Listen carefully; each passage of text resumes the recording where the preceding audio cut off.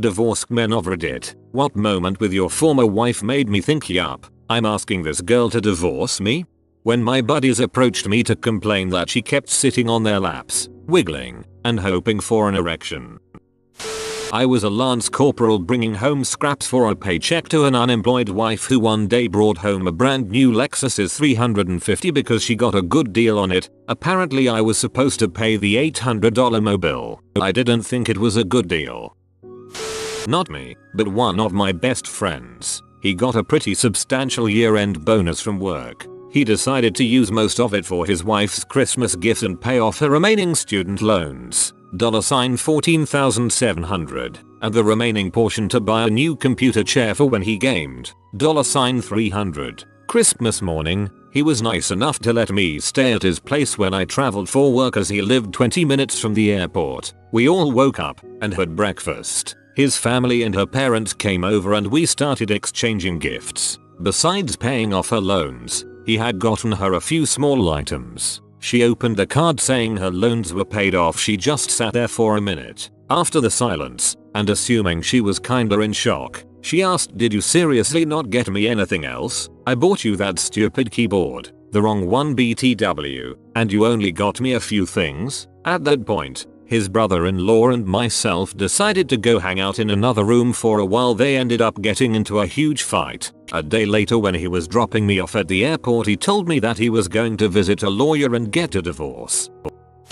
When she falsely told our marriage counselor that I punched her, the next week, she denied saying it and accused our counselor of lying. He gave me a "you should leave this relationship" look. I took that look as permission from a professional that I definitely wasn't making the wrong decision. Got divorced and never looked back. I legitimately feared for my safety towards the end. Not that she would hurt me, but that she would make a false accusation to the cops or a crazy friend.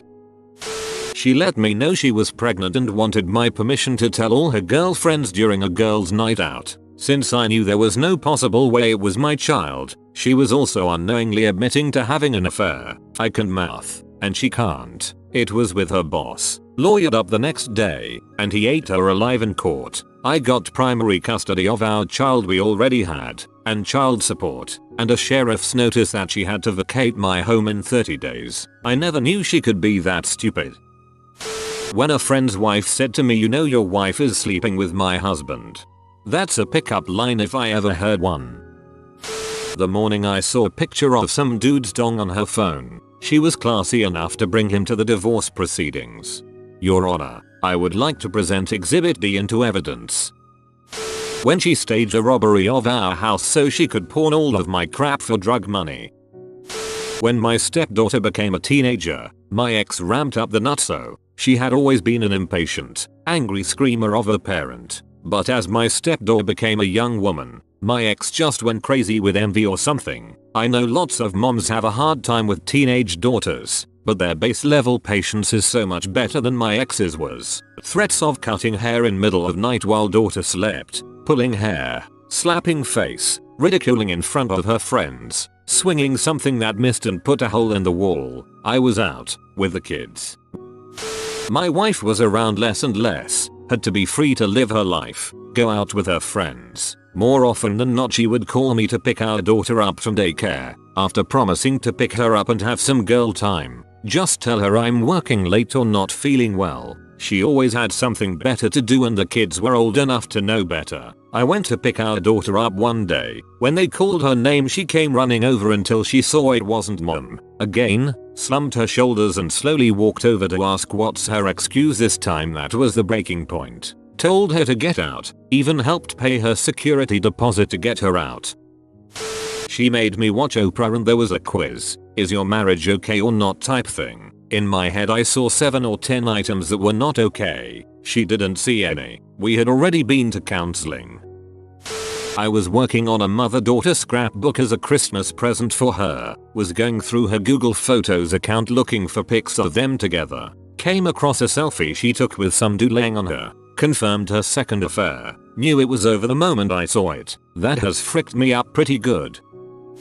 We flew across the country for her sister's wedding. She didn't say a word to me the entire time since we had parked at the airport. Once we landed at our destination, we walked to baggage claim. Absolute silence preceding for several hours now. At the carousel, I picked up her bag when she took it out of my hand and calmly stated, "None of my family knows you're here." I told them I came alone. She walked out of the airport and left me there. Narcissistic personality disorder made for some really fun scenarios.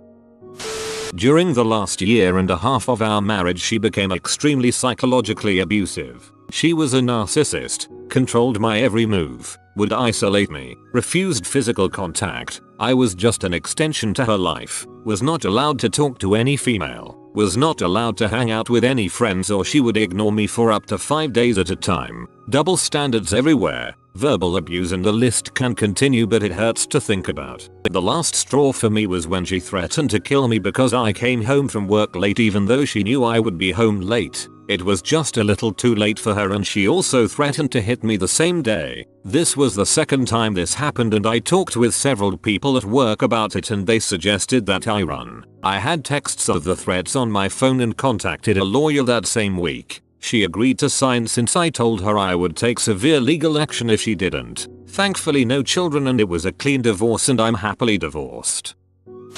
I used to love to do chores for her because she loved being taken care of. When she stopped noticing, it started hurting. Then one day I made a bench for our entryway out of barnwood. Took about 40 hours of work. She walked in the house after work that day and sat her purse on it and proceeded to start the fight, where she told me that she was mad she got married to me. She stormed out of the house grabbing her purse. Never noticed the bench was there. I knew then, but I think she already knew. When my 2-year-old was learning to talk, he would consistently say another bloke's name. Apparently he was there the moment I left for work till when I got home. Single dad for 5 years with primary custody now. Finding her on Christmas Eve, still sexting a co-worker whom she claimed she was no longer in contact with, having been busted sexting him previously. Also, I cleared out of there like a blackjack dealer. Ho ho ho. When I, as the only earner in the house, was denied buying a new pair of work boots in December because she needed the money to buy vaccines for the puppies. She bred dogs as a hobby. I was a framing carpenter in Ohio. My current work boots were toast holes in both. No soles. I needed them. Her puppy vaccine story was BS. Her hobby was dogs, but she was a pro at popping pills. That's what she needed the money for. I was done with her by March.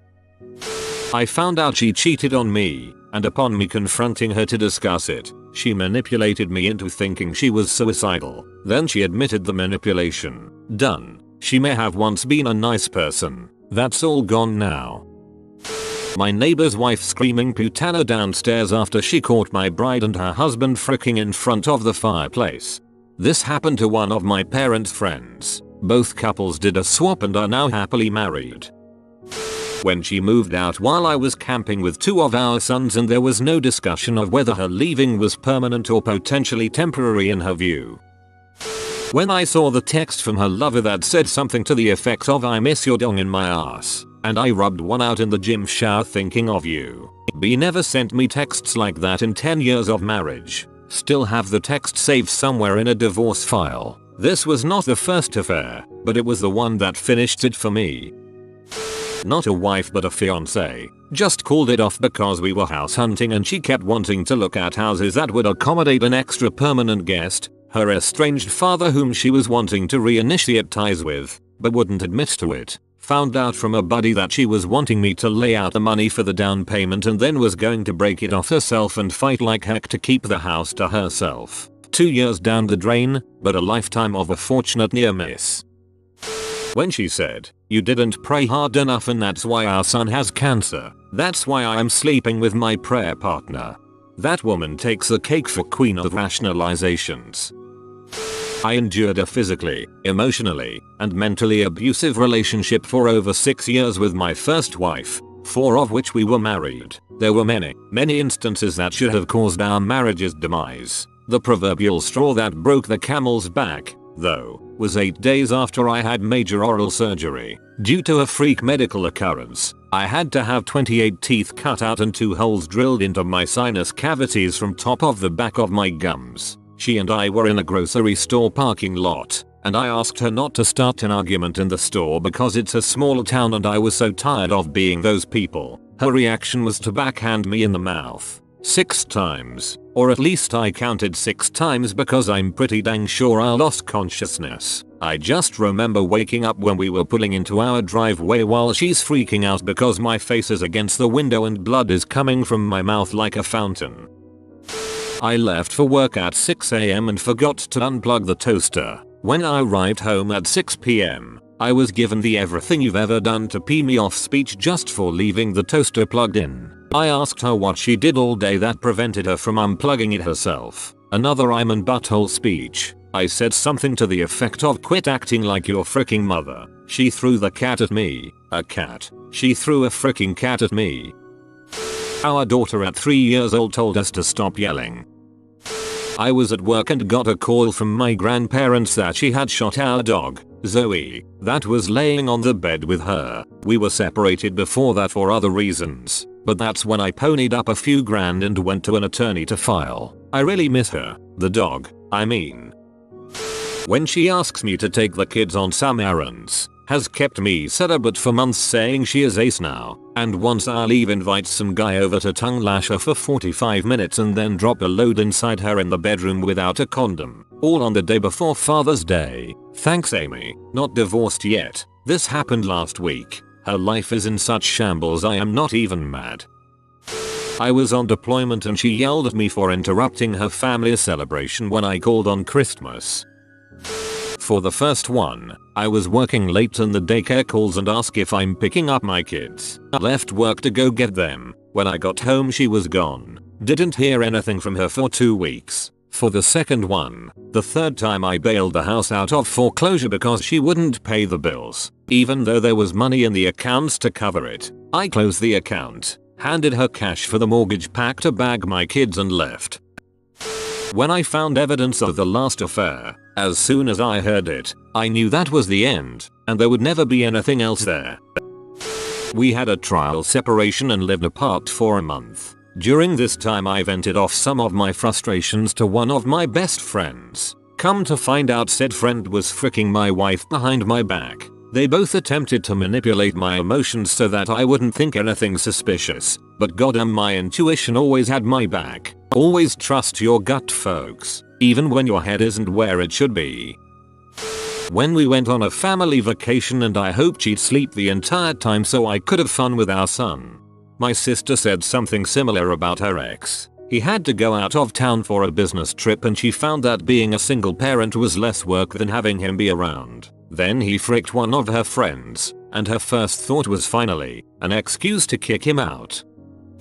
We met and spent the first 7 years of our married life on the West Coast, then moved east. 5 years later, I took a job back on the West Coast, but it was the middle of the school year, so I went out ahead and lived on my own until everyone could join me. Things hadn't been very good between us for a while, but I hadn't articulated it to her, or even myself, beyond vague feelings of dissatisfaction. One weekend, out there on my own, I decided to take a day and drive to one of my favorite towns, a town in which I had lived long before I knew her, a town we had visited often while married. It was late afternoon, was about to head back to my hotel when I realized that I could visit a particular beach that had special meaning to me from my earlier life there. I stopped at a convenience store, grabbed a grolsch like I used to drink on that beach, and drove out there, hiked out to a specific spot I remembered, sat down, popped the beer, and looked out over the ocean. And it hit me that I hadn't done that in over 20 years. Whenever we'd visit the area, I'd suggest stopping at the beach, but she wasn't interested and would always veto the idea. I'm sure reading this it seems like the tiniest thing, but it was the catalyst for me realizing just how completely dissatisfied I was with our relationship. I think from the time I sat down, I knew it was over within maybe 10 minutes. Just sitting there, sipping my beer, looking at the ocean.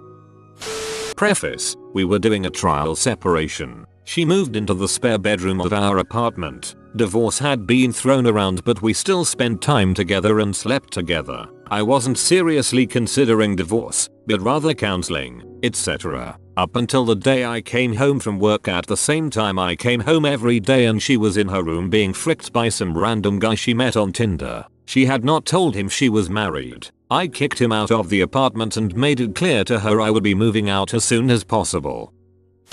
When I found the letter between her and my friend about their affair and how she couldn't wait to be away from me so they could be together, yup, I knew then that it was time to get that divorce.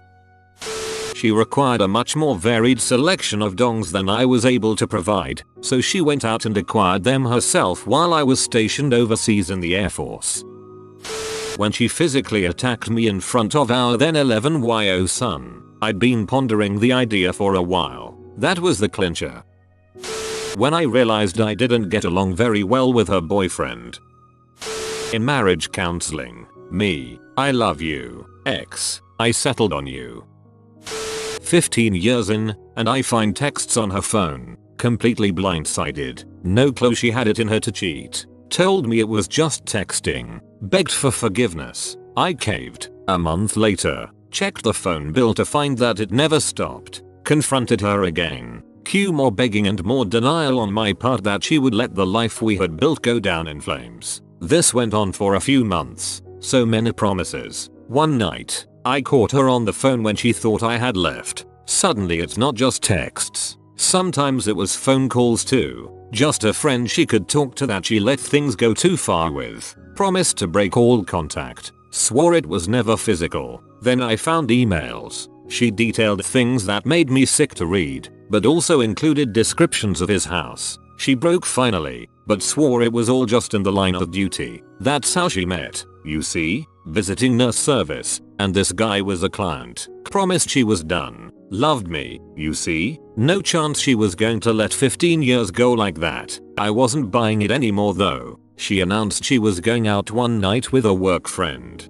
Promised they were only going to the bar, then she'd be home. Maybe late, but not too late. She had taken over her own phone account by then, but wasn't bright enough to understand that Google Latitude was still showing me where she was, and I wasn't about to show my hand. She kissed me goodbye and beelined right for his house, and was there until the wee hours of the morning. Once I knew where she had headed, I called her dad and my best friend to keep me from doing anything dumb. I will love them both forever for keeping me calm while my world went freaking insane all around me. My father-in-law offered to stay with the kids and wait for her to get home. Around 3 AM, while couch surfing my buddy's place, she sent me a nasty text asking where the frick I thought I was. I texted her a screenshot of her little GPS dot at her boyfriend's and let her know I'd be sending her some paperwork soon.